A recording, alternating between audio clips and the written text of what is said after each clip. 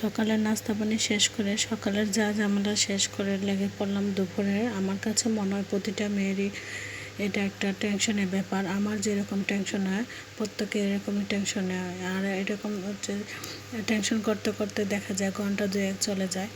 আসসালামু আলাইকুম, welcome to my channel. আমি ফাবিয়া গ্লো থেকে নতুন একটা ভিডিও নিয়ে আপনাদের সামনে আসলাম। আমার চ্যানেলটা একদম নতুন, যারা যারা আমার চ্যানেলটা এখনও সাবস্ক্রাইব করেন না অবশ্যই সাবস্ক্রাইব করে দিবেন আর পাশে থাকা বেল আইকনে ক্লিক করবেন যাতে নতুন নতুন নোটিফিকেশন আপনারা পেয়ে যান ভিডিওর। আর যদি কোনো ভুল ত্রুটি হয়ে থাকে তাহলে ক্ষমা সুন্দর দৃষ্টিতে দেখবেন।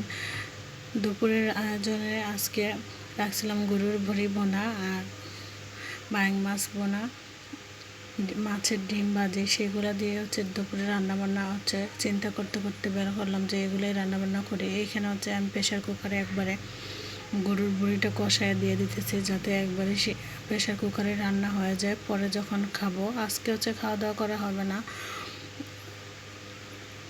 আগামীকালকের জন্য রান্না করব। আজকে হচ্ছে প্রসেসিং করে রাখতেছি সব কিছুই সিদ্ধ টিদ্ধ করে, কালকে আবার একটু পেঁয়াজ দিয়ে ভাজা ভাজা করে নেব। গরুর ভুঁড়ি আমার কাছে মনে হয় যে বেশি করে ভাজা ভাজা করে রাখলে তাহলে খেতে ভালো লাগে, একটু শুকনো শুকনো মাখো মাখো হবে। এইখানে আমি গোটা গরম মশলাগুলো সবগুলো নিয়ে নিয়েছি। আদা রসুন জিরা পেস্ট, কাঁচামরিচ, পেঁয়াজ, ধনিয়া গুঁড়া, মরিচের গুঁড়া, হলুদের গুঁড়া দিয়ে ভালোভাবে কষায় তারপরে গরুর ভুঁড়িগুলো দিয়ে দিতেছিলাম। এইগুলো হচ্ছে এদিকে রান্নাটা বসানোর সাথে সাথে ওইদিকে দেখি আম্মা একটা পাকা কাঁঠাল হচ্ছে বাঁচছে, সেটা দেখতেই পাইলেন আপনারা। চাউলা কাঁঠাল, আমার শাশুড়ি মা হচ্ছে গিয়ে কাঁঠাল খেতে অনেক পছন্দ করে।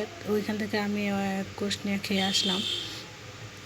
এসে আবার হচ্ছে গিয়ে রান্নাবান্না করতে শুরু করে দিছি। তারপরে মশলাটা কষানো হয়ে গেলে আমি হচ্ছে গরুর ভুঁড়িটা দিয়ে দিচ্ছি। নতুন নতুন ভিডিওতে হচ্ছে গিয়ে অনেক ভুল ত্রুটি হবে, সবাই হচ্ছে ক্ষমা সুন্দর দৃষ্টিতে দেখবেন।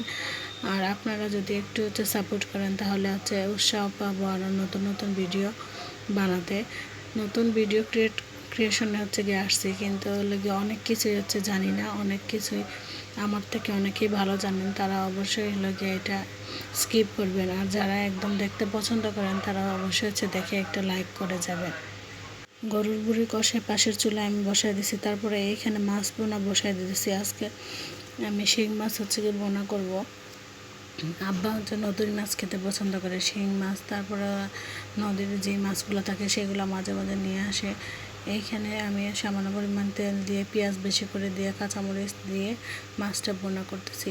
আমরা হচ্ছে গিয়ে কাঁচামরিচ খাই, শুকনো যে গুঁড়া মরিচগুলো আছে এগুলো অল্প পরিমাণে হচ্ছে ব্যবহার করি, অনেক টাইম হচ্ছে ব্যবহার করিও না। যারা যারা হচ্ছে গিয়ে মশলাপাতি দিয়ে খেতে পছন্দ করেন তারা তো খানি। আমরা হচ্ছে গিয়ে সব তরকারিতে আবার অতটা মশলা ব্যবহার করি না। এইখানে হচ্ছে আমি মাছটা হচ্ছে মাখো মাখো বোনা করবো, তাই একটু মশলাটা হচ্ছে পেঁয়াজের পরিমাণটা একটু বেশি করে দিলাম। পেঁয়াজটা যখন ভাজা ভাজা হয়ে আসবে তখন আমি বাকি অন্যান্য সব মশলা দিয়ে দেব। পেঁয়াজটা এখানে হালকা হালকা লাল লাল হয়ে আসছে, তারপরে আমি আদা রসুন জিরা পেস্ট দিয়ে দিলাম। আমরা সবসময় আদা রসুন জিরা একসাথে ব্লেন্ড করে ডিপ ফ্রিজে রেখে দেই, আর সেখান থেকে যতটা প্রয়োজন ততটাই ব্যবহার করি। আমাদের হচ্ছে একটা আইডিয়া হয়ে গেছে সব কিছু একসাথে ব্লেন্ড করে রেখে, মানে পরিমাণ কী পরিমাণে হচ্ছে গিয়া মানে দেওয়া লাগবে সেটা আইডিয়া করা হয়েছে। কিন্তু যারা যারা আলাদা আলাদা বেটে খান তারা তো হচ্ছে গিয়া তাদের ওরকমই আইডিয়া, এক একজনের রান্নার ধরন এক এক রকম। তারপরে এইখানে মশলাগুলো ভাজা ভাজা হয়ে গেছে, তার গোটা মশলাগুলো সবগুলো দিয়ে দিলাম। দিয়ে মশলাটাকে ভালোভাবে কষায় নিব, নিয়ে একটু পানি দিয়ে দেব।